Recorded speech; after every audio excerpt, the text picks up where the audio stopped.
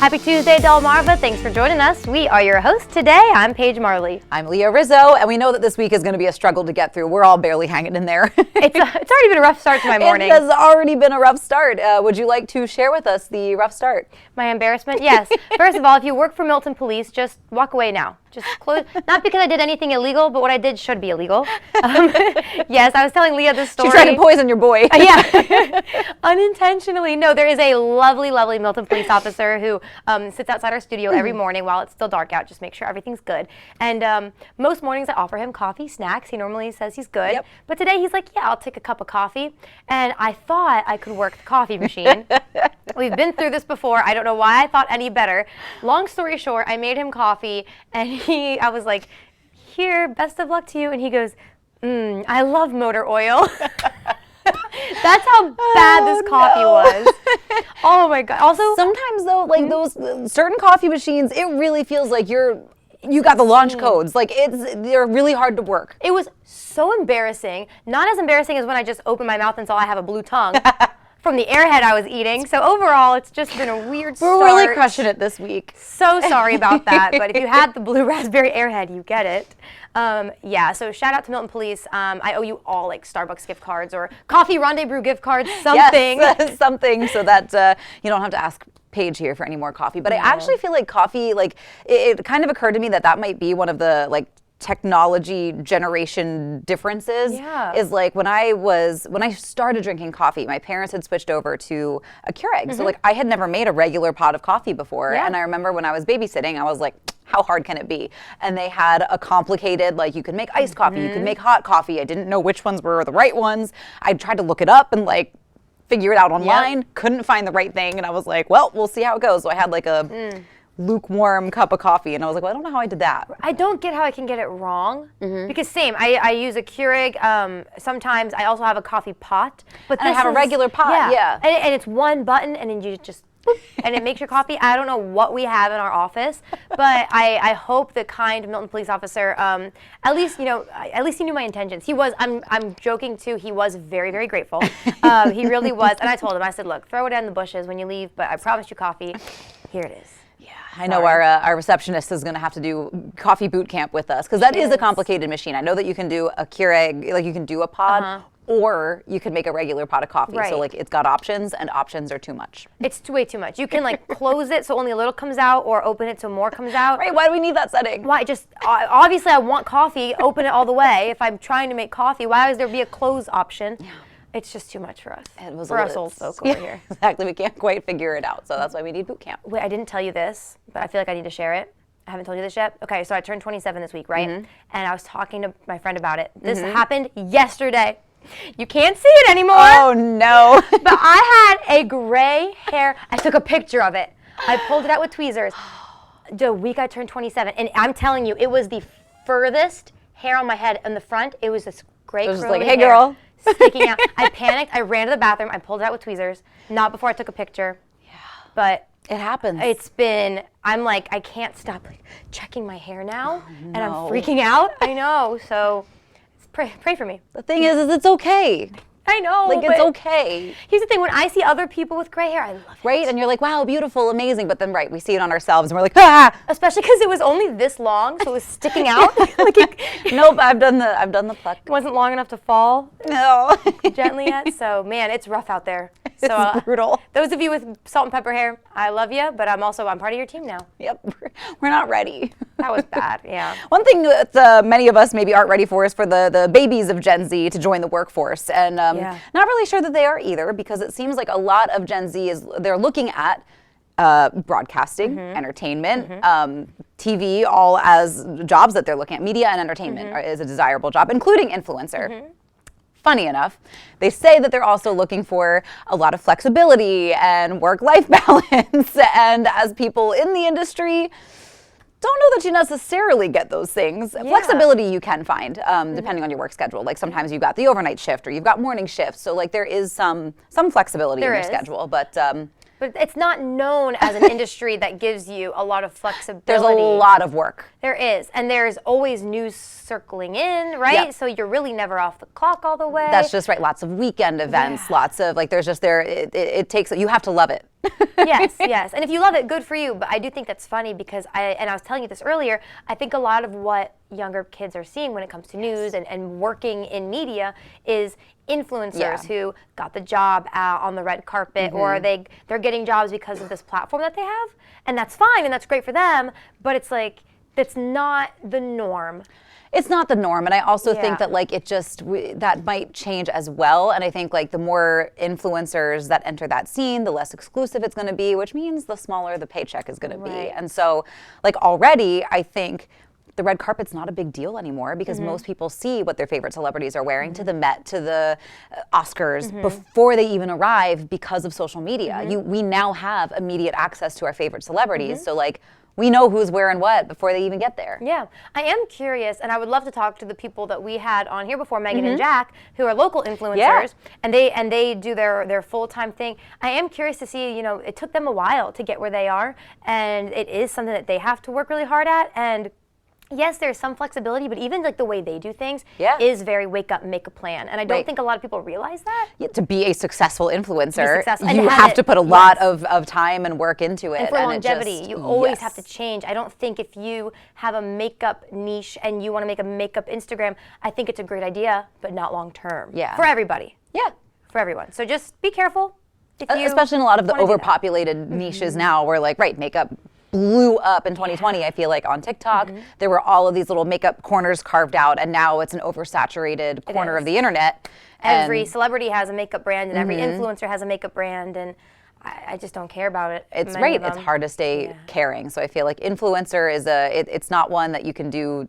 You can't go all in right away. You got to be able to make cash before. Yeah, don't like quit your job just yet, unless you have a lot saved up. Yeah. Yeah. But sort of speaking of influencer and social media and the internet, this was a question that kind of came up. Would you be able to give up the internet for a whole year just for a better night's sleep? So when I first hear this, I think, yeah, easy peasy, lemon squeezy. I could totally give it up. But when you think about what you use the internet for, I Google my symptoms all the time. Random things, I am Googling my symptoms. Technically, you're using the internet, you're using data for maps. I use my maps almost every day. For shopping online. Like everything. I do use my maps every day, even just I know. I use it on the way to work because to see where cops are. Okay.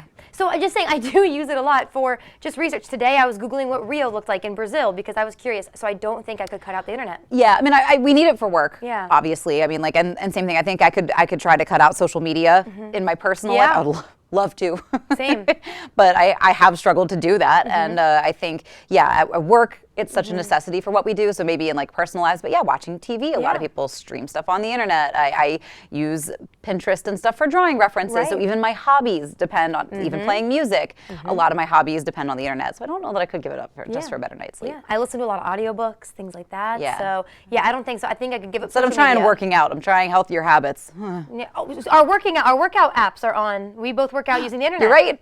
So it's healthier for us to use the internet. That's true. Yeah. That's true. So social media, I could do. Internet, no, I couldn't do it. I don't care. I don't think I could give it up for, like, if you told me I would get the best night's sleep ever. Yeah. Couldn't even do that.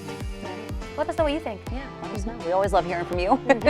We also love sharing Coast Life with you. Our field correspondent, Maya Henry, is going to tell us what's coming up in today's show. Coming up today on Coast Life, protect yourself with tips from the self-defense experts. And we're celebrating moms with relatable, heartfelt, and fun stories. Plus, don't go anywhere because we're settling a common debate. All that and more when Coast Life gets back. Coast Life is brought to you by BB Healthcare, Coastal Comfort Heating and Air Conditioning, Preston Automotive Group, Shell Brothers, and the Park.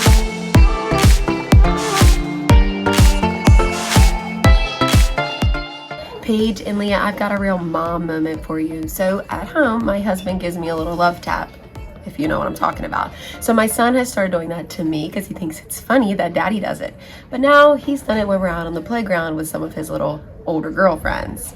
All right, that video you just saw, that hilarious story, is from Lauren Hitch. You may recognize her. She does our Delmarva home show. Yes, and Outdoors Delmarva. And Outdoor Delmarva. So a very familiar face to you.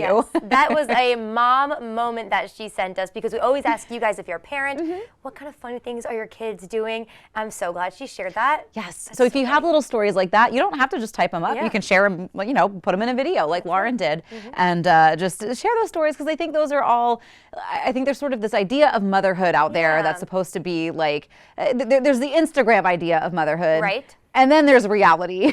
Like your kid maybe giving a little, like what you call a little love tap, because they think it's a new way to say hello. Right, exactly, because I mean, life is just, we're always learning. Yeah. Life lessons from when you're little itty bitty all the way until you're technically grown, but you're still growing. And I feel like the instant we think we know it all, that's when you're done. Exactly. And we do have one more mom moment today. Yes. We don't have photos of this one, because I think this mom may have been a little like, oh no, let's just get it out. Sure. Yep. But this is someone who works here. Yes. Our showrunner, she let us know that her son, this is sweet, he loves stuffed animals.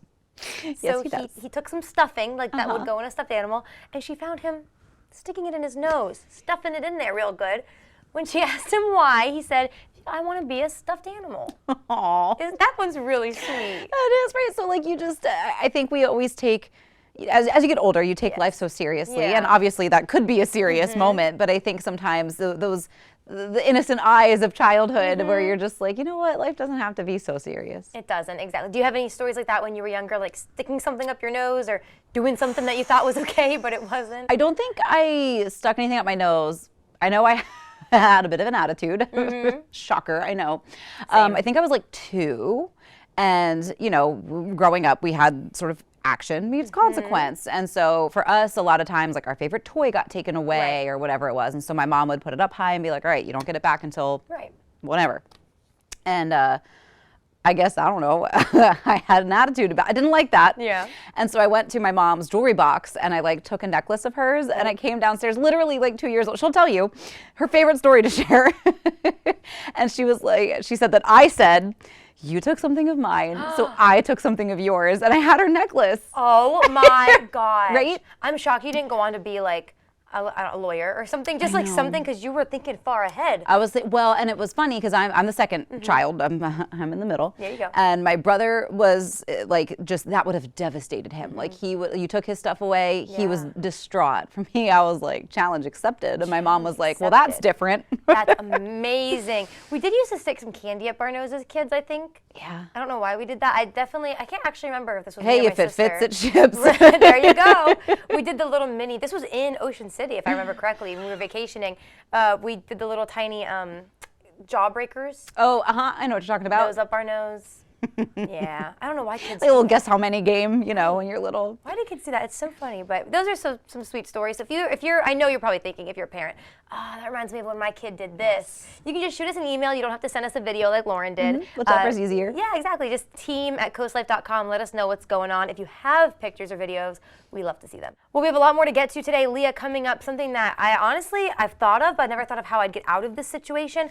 What to do if someone tries to snatch your purse when it's on you, or attack you when you have your purse on. Yes. Scary situation, but our friends at Seaside Krav Maga in Lewis have an answer for you. That's coming up next.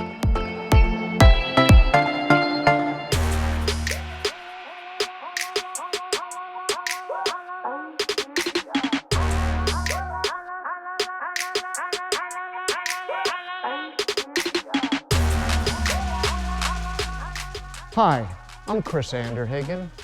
And I'm Ted Dabbs, and we're here from Seaside Dojo and Krav Maga with some tips on how to get home safely for the holidays.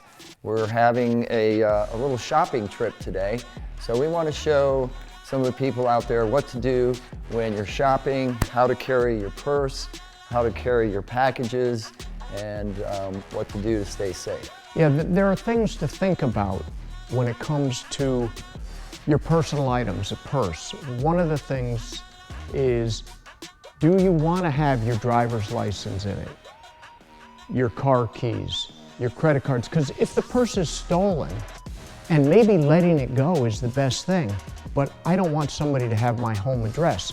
So maybe what you keep in it, do you even carry one, becomes important. When you're holding on to a package, and it's in your hand, if somebody comes and grabs it and yanks it away, it's probably better to just let it go rather than try to fight and risk falling, hitting your head, or possibly injuring yourself. So when you're out shopping, it's important to have a plan. We've talked before in some of our episodes about situational awareness, but you want to have a plan on how you're going to carry your purse, if you carry one.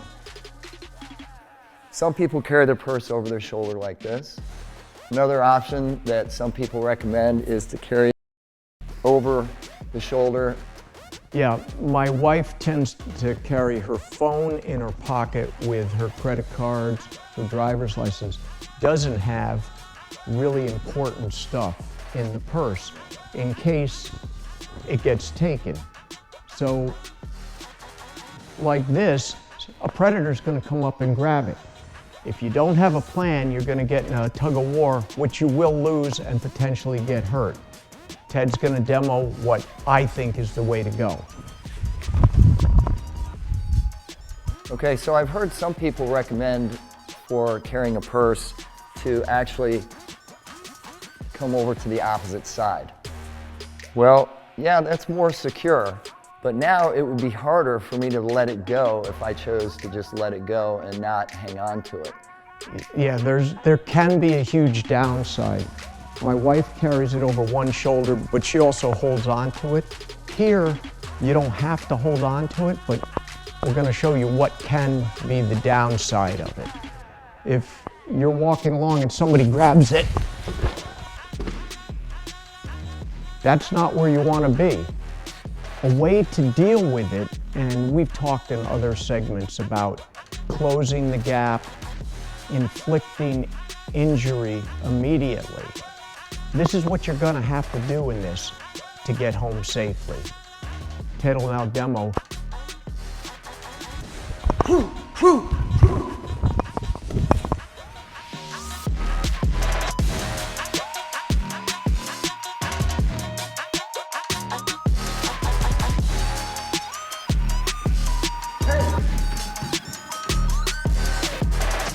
This segment of Coast Life was brought to you by Seaside Krav Maga.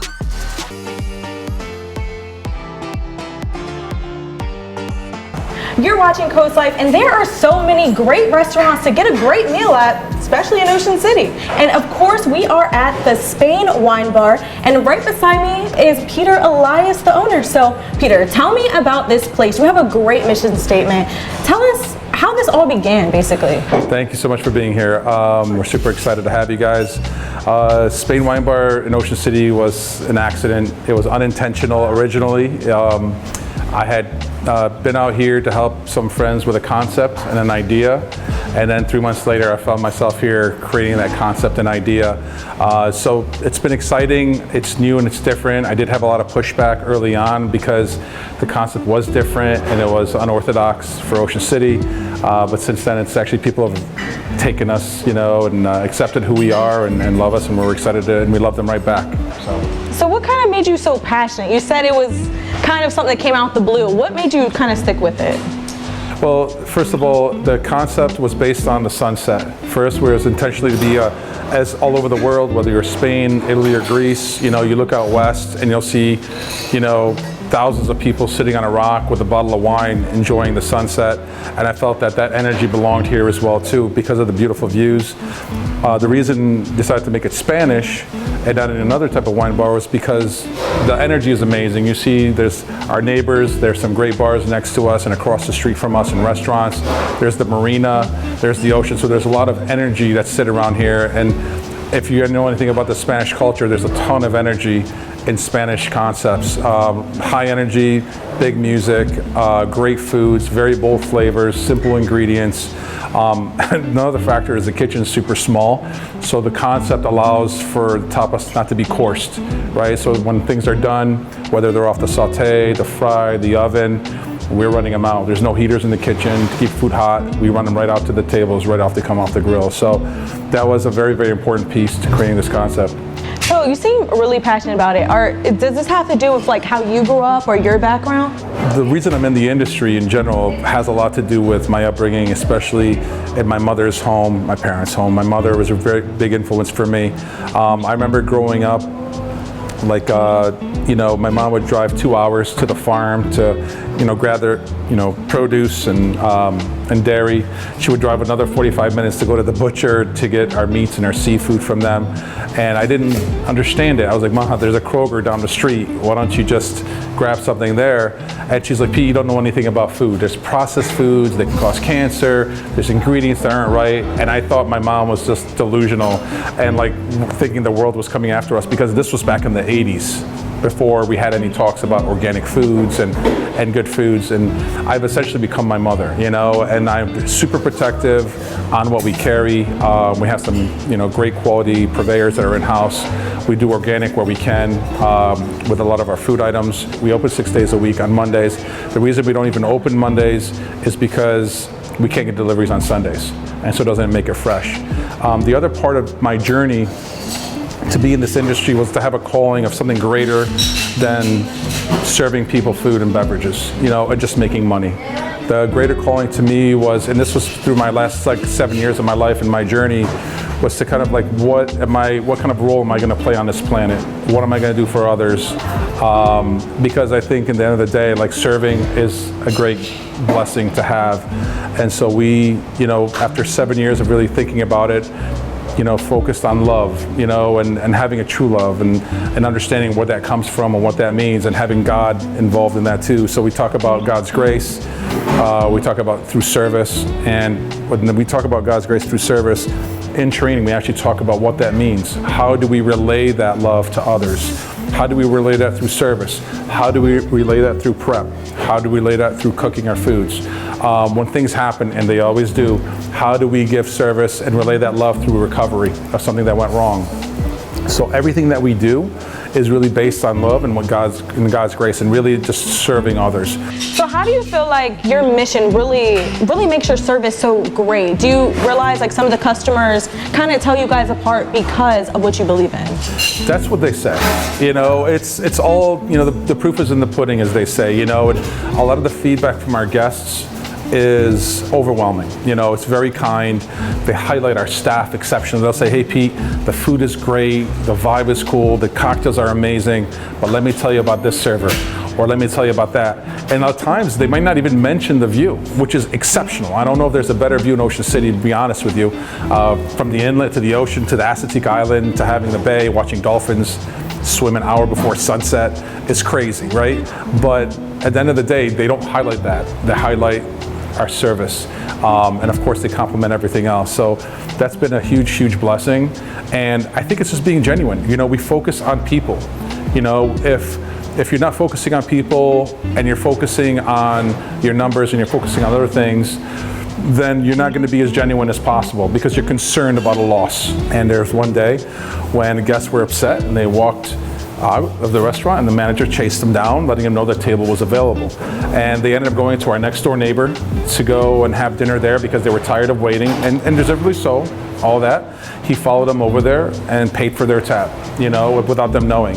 And the fact is, when you chase people and you're serving others, it's like, okay, yeah, not only did we lose the opportunity to serve them, right, but we lost the potential, we didn't show and express who we really are. So we chased them down and had them make sure that they enjoyed their dinner where they were, which wasn't on site, which is pretty awesome. And so those are like typical standards that we have here at Spain. And that's what my expectations are. We do a lot of traditional dishes from Spain, like the patatas bravas, which is seen all over Spain, the potato tortilla dish, which is traditionally made all over Spain. We talk about the gambas al ajillo, which is shrimp immersed in extra virgin olive oil with cracked chili peppers and roasted garlic. So there's a lot of options that are there as far as dishes are concerned. Of course, we're known for our paella dishes. The paella dishes take 35 minutes. They're made from scratch. We do intentionally burn the bottom of that paella. That's called socorat. That's where the flavors get trapped in there, and then we scrape that table side for them. So are we able to go try some now? I'm going to have Chef fire them up, and we can definitely absolutely do that. Alrighty, guys. Maya, Amazing. always making us jealous. Yes. That's at Spain Wine Bar. Just a little taste of all you can get there in Ocean City. But we're going to take a quick break with Coast Life because there's more to get to with Spain Wine Bar when we get back.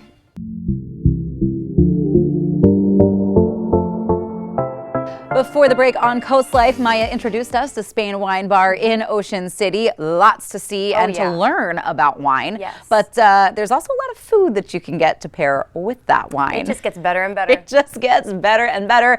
Maya's going to leave our mouths watering as she explores the food at Spain Wine Bar in Ocean City.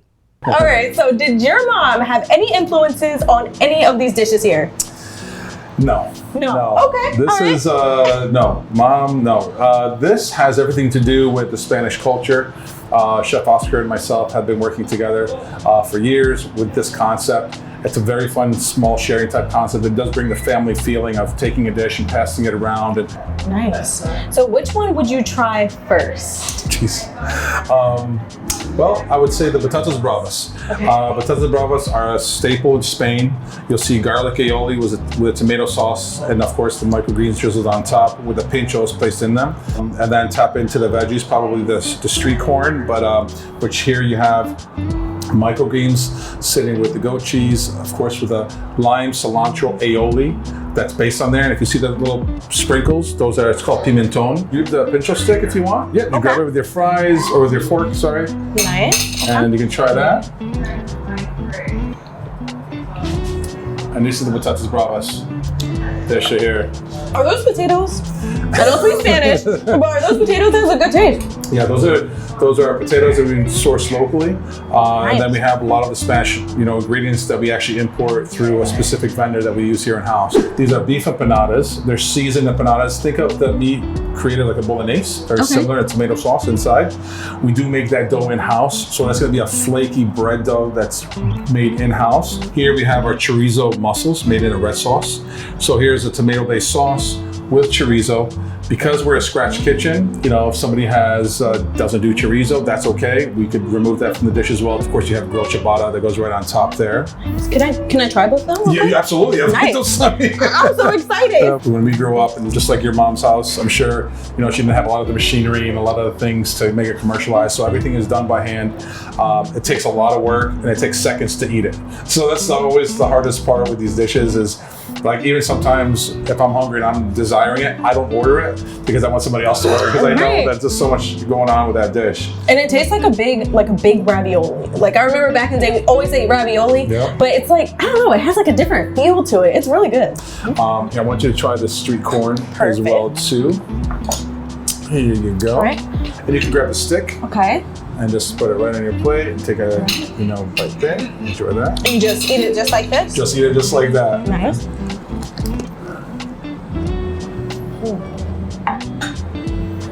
Oh my gosh. It kind of tastes like candy, but it's corn, but it tastes so good. I don't eat these often, so I'm kind of excited. If you want, you can put the fork through the mussel and remove it that way, make your life easier, and then grab the sauce that's there. That way you can get a nice combination. Ooh. Here you go. What do you think? I think it's good. Tons of flavor. And the bread is great for dipping in the sauce as well too. Really, really one of my favorite dishes. Nice. I want you to try one of our newest dishes, by the way. All right, I'm excited. Our rainbow trouts. And that's an ají Maria sauce that's drizzled. So you're gonna have heat and sweetness at the same time coming from that.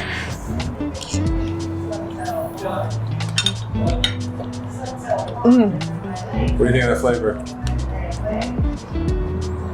That's delicious. Like, I actually mean that. It's really good. And they're also different.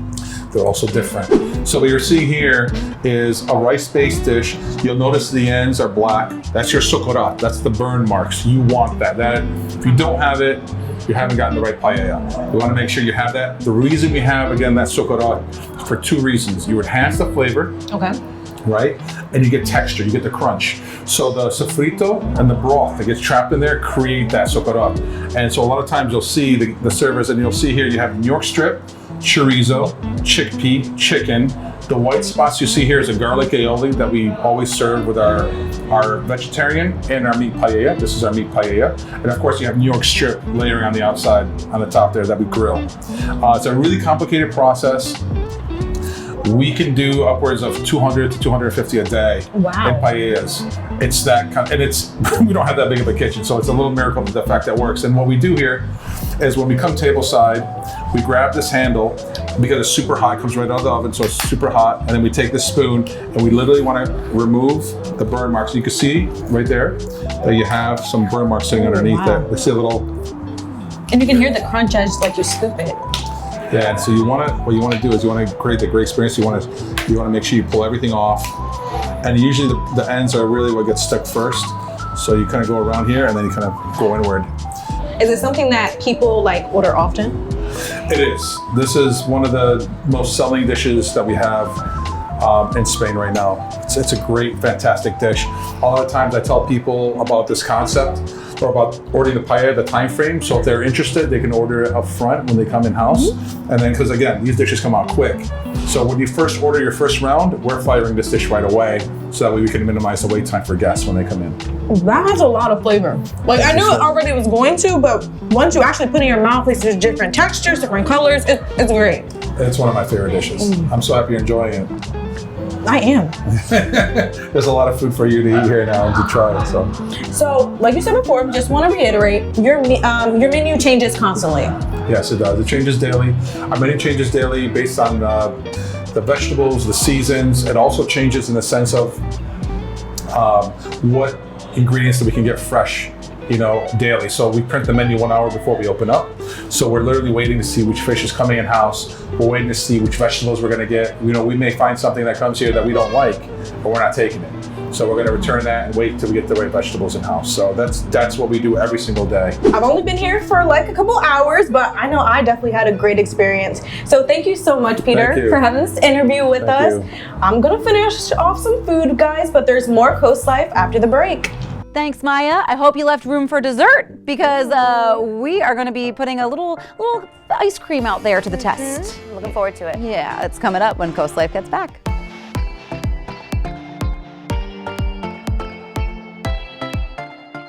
Okay, take a look at this. I know it looks like some Baskin-Robbins ice cream, but it is actually filled with some of your favorite Thanksgiving sides. Leo, what do you think about that?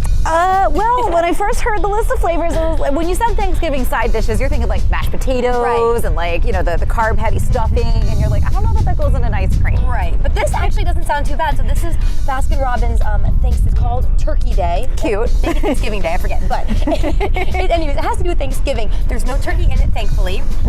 Not so thankfully, it's actually a very sunny day, so mine is melting. But we did get this ice cream from Baskin-Robbins. So here's the gist. It is like a sweet potato base, which doesn't sound too bad because, sweet potato pie. Yeah, right. It also has, which you can see the red is cranberry sauce in there. Yeah, it looks good. It looks very colorful. Not too bad. It has some good Thanksgiving spices, and then it also has bits. The chunky stuff in there, that is bits of honey cornbread. Oh, okay. I was wondering what that was. It looks like croutons to me. It does look like croutons. Yeah. I was like, what is that? I wasn't too sure. What do you think it's going to be, good or bad? I think it is. So if it's anything like a pumpkin ice cream, like I tend to like a pumpkin ice cream. If it's going to be on the sweeter side, I think once again we might be surprised. I think so too. So let's try it out. As always, cheers. Cheers. All right, let's see. Oh, my hair's in my face. Oh my God. It's like dessert. I mean, that's real. I didn't get any of the. I'm gonna try and get the cornbread chunk. The cornbread. I have a chunk in here. Okay, let's try it. Yum. It's very sweet cornbread. It is. The whole thing is really sweet. So definitely, if you're more of a sweet person, if you were expecting savory, it's not what you're gonna get. No. This is a sweet ice cream, but this might be fun to bring to Thanksgiving.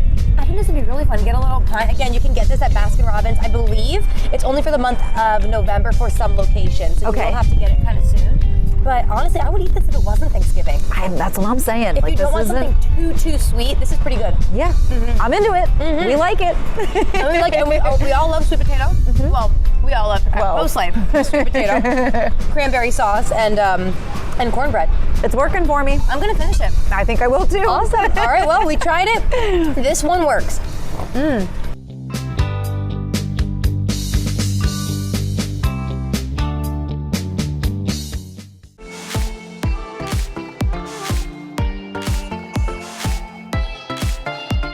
It's time again for one of our newest segments, The Great Debate. Yes.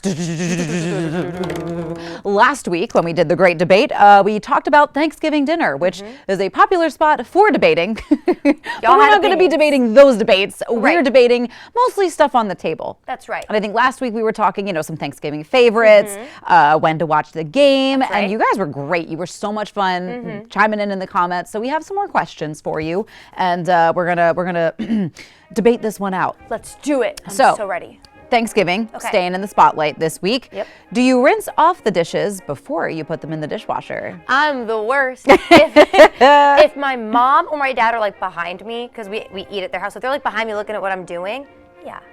But I'm terrible that I might just give it a quick little and then throw it in the sink. Well, funny enough, we heard from your mom. Hi, Mom. She says always rinse so you don't clog the dishwasher drain. Well, okay, how about this? Let's just use paper plates and then no one has to do dishes. Okay. Counterpoint. Just saying. Gary says definitely rinse before the dishwasher because those commercials about scrape, load, done are nonsense. Tori also says most definitely clean up beforehand. So everybody's saying rinse before you stick in the dishwasher. Yeah. I don't have a dishwasher at my house, so we are the dishwasher.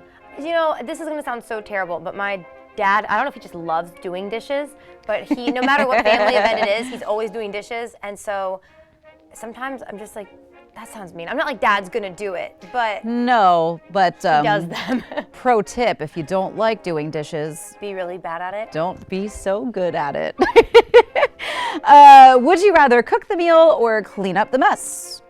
Neither. No, I'd rather not cook the whole meal. If it's like cooking Thanksgiving for everyone, I'd rather clean up the mess. Okay. If it's like bring a dish, which I'm doing this year, I would rather cook. Well, so again, your mom says gosh. She would much rather cook and then eat dessert while her kids, especially Paige, do the dishes. She wrote especially Paige. She did write especially Paige. Yeah, that wasn't Leah filling it in. No, that was all from Paige's mom.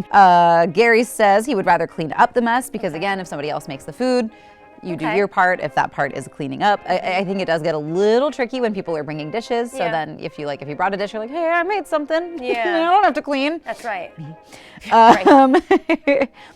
Tori says, clean up as well. Okay. What is one food that should be taken off the Thanksgiving menu? This is where people get spicy. Yes. The food that should be taken off Thanksgiving Day menu. I actually don't have an opinion on this one. I would think if you do, I know some people do ham sometimes. Okay. I would say ham, that's more Christmas for me. That's fair. That's a fair assessment. I gotta go with the green bean casserole. If I had Get her out of here. She's not invited. If I had to pick green bean casserole. Yeah, that one's gotta go. I still love it. I'm gonna eat it this year. No? You know what has to get taken off the table that I forgot about? And I forgot about it because we never have it at my Thanksgiving, but it is gross stuffing. I said it and I mean it. I don't like stuffing. It is gross. Along with the green bean casserole, Paige is also no longer invited to Thanksgiving. This seems to be the answer when I tell people. I just can't do stuffing. Your mom says the solid cranberry sauce can go. Well, that's good. This year I'm making real cranberry sauce. There you go. You're welcome, Mom. Gary says green bean casserole. Make room for more potatoes. Heck yeah, Gary. Oh yeah, the mashed potatoes too are kind of. Tori says sweet potato can go. Really? Yep. Hot take, That is a hot take, Tori. I love these arguments, not arguments. Debates. Debates, yes, because, man, people get fired up about their food. I know. I can't wait till next week's. There we go. The Great Debate. Yes, the Great Debate will be back. We still want to hear from you with the Great Debate, so you can always chime in on our socials. Keep an eye on our socials if you're not following us yet, because that's also a great place to partake in the conversation, because, hey, it's your show, too. Coast Life is going to take a quick break, though. We'll be right back. Leah, can you hear the jingle bells? Can you smell the fresh baked goods coming out of the oven? I can. I know. Probably if you can too. It's because it is a National Gingerbread Day. Oh, heck yeah. What a great day. Are you a big gingerbread fan? Because I actually feel like a lot of people think they are, but then aren't. That's fair. I agree with you on that. Yeah. I do like gingerbread. My mom last year had us do gingerbread making competition. Okay. And so I like to make gingerbread houses. Yeah, I was never a gingerbread house maker, and I feel like I want to be because I feel like I would really get into it. Yeah, you would. You'd be very good. I think I would really be into the whole gingerbread house making process. But yeah, I feel like that's a fun thing to do as a family or as a group. Yeah. Maybe we can do a friend. That'd be fun. A friendship gingerbread house competition. I love eating gingerbreads. I like when they have the gummies on them, the icing. I like making gingerbread cookies. I don't make them. Normally, I like to buy the ones already pre-made at the store. Yeah, I think I like, I can't decide because I love ginger snaps. Ooh, yeah. But I think sometimes like a gingerbread cookie, like I do like a soft gingerbread. I like to make a gingerbread loaf, like a bread. That's always good. I do make that. A true gingerbread, if you will. True, yes. I like to make that. Okay, yeah, fun. Yeah. I made gingerbread cookies one time, so I feel like this is why I learned my family doesn't really like gingerbread. Because I was like, I love gingerbread, so I made, but they do love ginger snaps. So I was like, perfect. So I made these gingerbread cookies. Maybe they just weren't very good, but my brother, every year we would make the world's worst looking Christmas cookies because we would always we got it in our heads to freehand at one point. That's fine, yeah. We'd had like the Christmas hawk and we had like Christmas Abe Lincoln made an appearance. Like I actually love that. It was very fun. Yeah. Just none of them were edible. That's okay. But my brother, year after year, just all he would do was make these bears. We had one bear cookie cutter, and that was the only thing he ever wanted to use. And so, like, you would be busy rolling out the dough, and all of a sudden, bear, and you'd be like, dang it. Ginger bear. So I made these gingerbread bears, That's and cute. like nobody ate them. Oh, well, you should bring them into Coast Life. We'll help you eat them. Okay. That's great. Oh, well, let us know your favorite ways to eat gingerbread on National Gingerbread Day. You can do that on our Facebook page. That's right. But it is about that time for us to get on out of here, one day closer to Thanksgiving. The day of food. So excited. The day of thanks. We're almost there. But for now, our friends at Coast TV